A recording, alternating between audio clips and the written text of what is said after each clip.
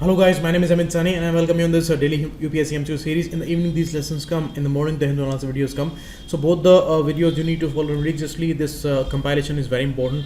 Daily we are discussing important questions from important sources. So keep it with you, and in the prelims examination you will see a lot of things from this compilation. Pocket News app is trending on Google Play, and regarding all these affordable courses, the description is given below the video. You can call on these numbers and you can visit the website also. The chat section is available there, and you can follow this group there for the PDF, and you will also find the Telegram channel's link there if you access the Telegram there. So PDF is also uploaded there. You can follow me on Instagram too, and let's start the question. First question: Shagun online junction is launched by Ministry of Textile. Is it correct? No. You must have remembered that Shagun portal was launched in January 2017, and that was regarding the quality improvement in the Sarva Shiksha Abhiyan. So the elementary education they were focusing on, and the tool for teachers training was also prepared at that time.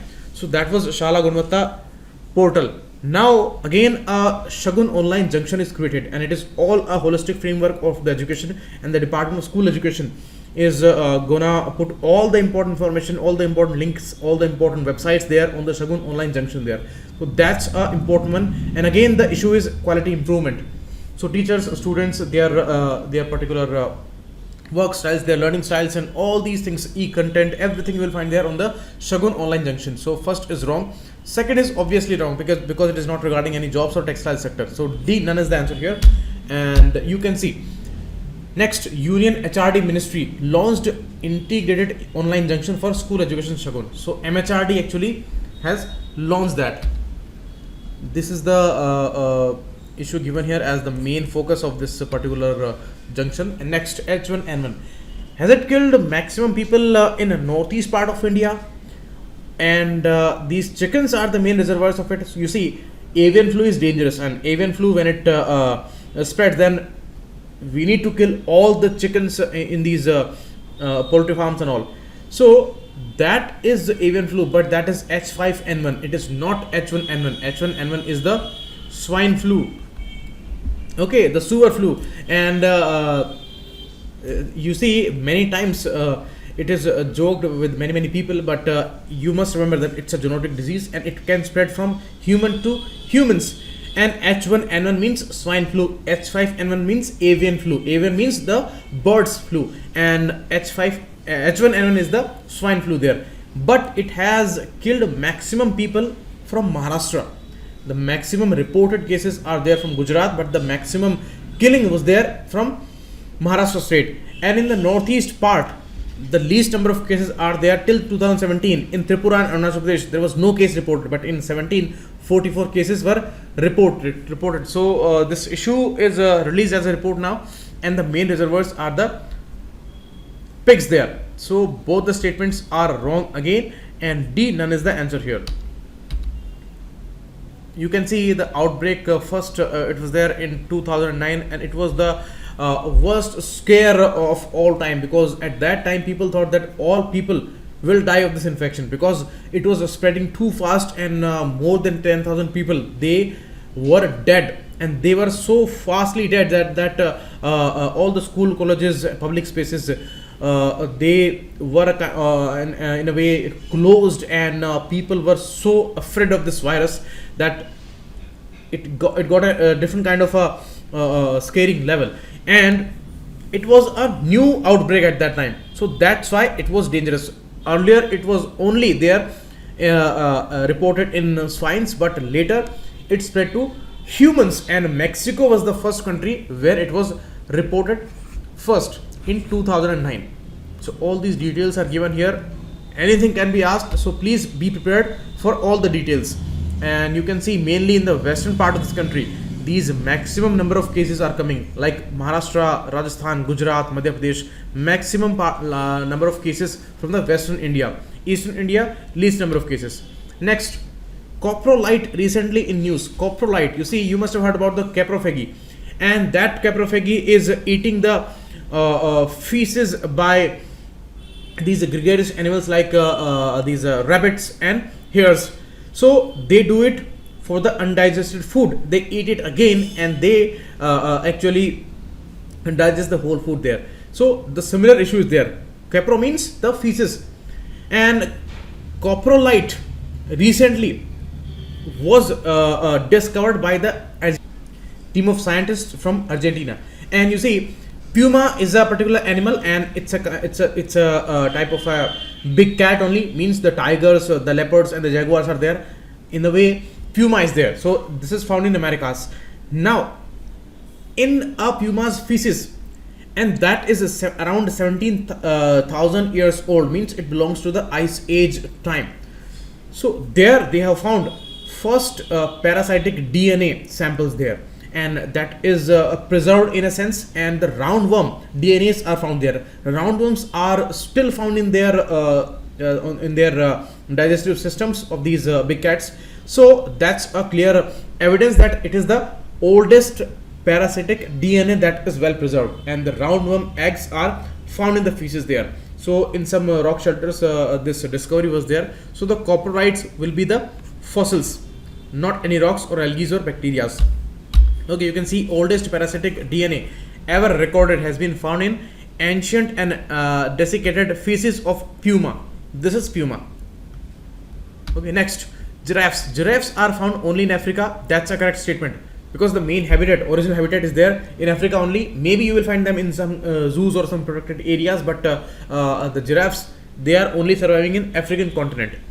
Various types are there, but the continent is only Africa. Next, they are critically endangered. No, they are vulnerable in their numbers. Like 97,000 I think are left in wild, so they are not critically endangered, but they soon may become endangered, because in last 30 years 40% of their population has been lost. So that's a greatest decline there, and that's a very concerning number. And that's why recently in the COP 18 of CITES, they have added its name to the appendix 2. So first time it has given the protection under CITES there, and vulnerable on the IUCN list. So this is wrong, and first is correct. Only one is the right answer here. C is the right answer.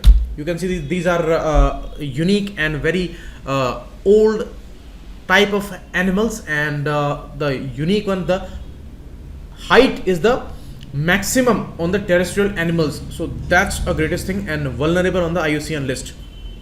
Okay, other details are given here, like the Indian star tortoise and the smooth coated otter. They have got a protection in the appendix 1 there recently. So these things were announced, so we discussed about them in yesterday's lecture. Next, Assam. The NRC issue is going on, and the most common thing here, which many people will miss, and this may be asked by UPSC, that NRC is going on. They have excluded 40 lakh people, and now 10-month time will be given after 31st of August, means because the final judgment will be coming tomorrow. So they may ask you, what is the population of Assam state according to the last census? So according to the last census, the population is around 3.12 crores. So that's the answer, and right now it is close to 3.2 crores, and they will ask you about the last census, that is the authenticated one. So last census data was 3.12 crore, means around 3.12 crores.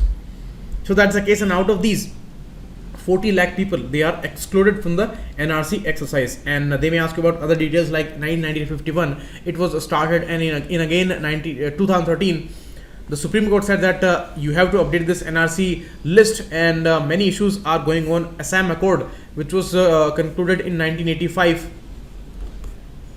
their issues are also included in this NRC update. So many issues are going on, and you must remember most important details here. Next, code of conduct for politicians. Code of conduct. You see, we always talk about the privileges and the powers there, and whether they can be arrested or not. And code of conduct normally we miss. So where it is mentioned in Article 74, no, it talks about the Council of Ministers there. Article 124 talks about Supreme Court's establishment.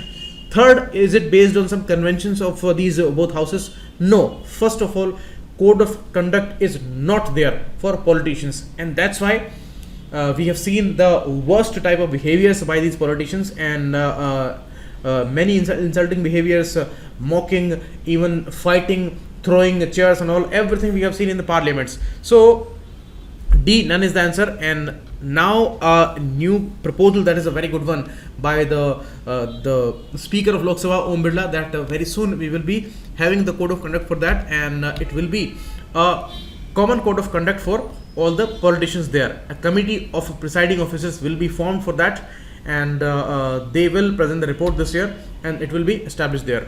Earlier it was discussed for a small period of time, but later nothing happened. There was a code of conduct discussed regarding the judiciary in 1999, and there was a report titled 15-point reinstatement of values in judicial life, but that was not discussed for the politicians there. Okay, what is the need there, what are the recommendations, and why we need that? And about the other countries, you can see even Pakistan has a code of conduct for members of Senate there. US, they have a code of conduct since 1968. So it's a shameful thing for a democracy like India. And the most you may say inefficient and the disrespecting politicians you may find in Indian Parliament there. You may find there the people who have charges of terrorism. You may have people who have charges of murders, kidnapping, rape, everyone. Next, one country, two systems policy. It was highlighted a lot recently. This issue was going on, and it is actually not related with POK or India. It is related to China actually, and the issue of Hong Kong and Macau that is going on. These are two specially administered region. Even Taiwan, China says that it is our part. Taiwan says that we are a different country, and they do not want to go with the mainland China, but China says that it is all one China. But one country, two system policy is going on there, and the Taiwan was the main aim when it was launched there. So both 2 and 3, D is the answer here, and you may see here what is this approach, and you can see that into the PDF there. So please note down all the important points, and they may ask you about this issue, because Hong Kong's history is very unique. It was a British colony in 1997. After a 100-year lease, when it ended, it was given back to China, but they said that we want to remain isolated here, and we want to remain autonomous here, and we will not go with the mainland China. But now a lot of protests are going on, and some suppression is also going on. So what's going to happen in the future, we need to see, because a lot has happened in China there. In 1989 they killed many students, the military killed there. Next, CAMPA Act, the Compensatory Afforestation Management and the Protection Act, which was passed in 2016 finally, that seeks to establish a national compensatory afforestation fund and a state fund also under the Consolidated Fund of India and the Consolidated Fund of States respectively. Is it correct? No, it is actually created in the public account of India. Okay, it is not Consolidated Fund of India, because according to Article 266, Consolidated Fund of India is there, and if you want to withdraw any money from that, then you need to appropriate that. So the act would be passed for that appropriation act, and then you can withdraw the money. So normally during the budget phase, this money is withdrawn after the appropriation bills and appropriation act there. So it is not created under the CFI. CFI is very important. Under public account of India, it is created so that government can extend it to states anytime. Today it was the news in the newspaper that 47,400 crore rupees are given to states from this fund. This issue started in 2002, and Supreme Court said that no money is utilized for that, and the commercial exploitation is going on. A lot of forests you have destroyed, and the net present value you must account there, and you must create these funds, and this money must be used for afforestation purpose, means planting trees and creating new forests there if some are lost in the commercial exploitation issue. Second statement is also wrong, because 90% fund will go to states and 10% will stay with the center. So that's the case. Okay, so answer would be D, none here, and the details are given here in the PDF. Okay, CAMPA, the Compensatory Afforestation Management and Planning Authority. This CAMPA authority was created, and this was the CAMPA Act of 2016. Okay, and fund was also created both at national level and the state levels. Okay, next, this is the data. You can see 47,436 crore rupees are released for the afforestation purpose. And recently we learned that India is going to create new forests on the barren lands from 2021 to 2030. So that is also a very important information. Next, Dindigul Lakhs and Kandanagi sarees. These both are given GI tag recently, and they may ask you about the important basic details. Are these Dindigul Lakhs only made for temples? You see, according to the history, they were only made for the temples. They are important logs, they are important businesses and all, because in temples a lot of these jewelries and precious metals and stones, they were put up there. So these logs were very, very much important. So Dindigul city has its history, and many people, they have got employment for these Dindigul logs. But now the sheen is being lost, and it has competition from some other areas like Aligarh and all. So there is some problem, and many fake Dindigul logs are also appearing in the market. So they are taking the customers away, and original logs are not getting sold much. So this GI tag is given, and now some official legal protection will be there. So this answer is wrong, because now they have upgraded to many other forms of the logs, and it is all world renowned issue of Dindigul logs, and many types of logs, and commercially they are produced. Next, Kandanagi sari. They are made from silk and cotton both. You cannot say that these are made 100% cotton from 100% cotton. It is not correct, and silk is also used there. You see, silk is found in the Tamil Nadu state, and the power looms are also there. So both things are supportive of it, and Kandanagi is a very famous type there. So both the statements are wrong here. D, none is the answer. You can see the picture of the Dindigul logs and the Kandanagi sarees. Other important modified forms are also there of this Kandangi sari, like Kurai sari is there, and Chettinadu Kandangi sari is there. I'm sorry if I'm pronouncing something wrong here. So Kandangi, according to me. So thanks a lot. Sorry, one more question is left. Cabinet had cleared FDI up to 100% under the automatic route for digital media companies. No, it is totally a wrong statement. Actually, it is just opposite. Earlier, you see, for print media and for news broadcasters, for automatic route, 26 and 49% were allowed. Means 26 for print media and 49% for news broadcast television companies.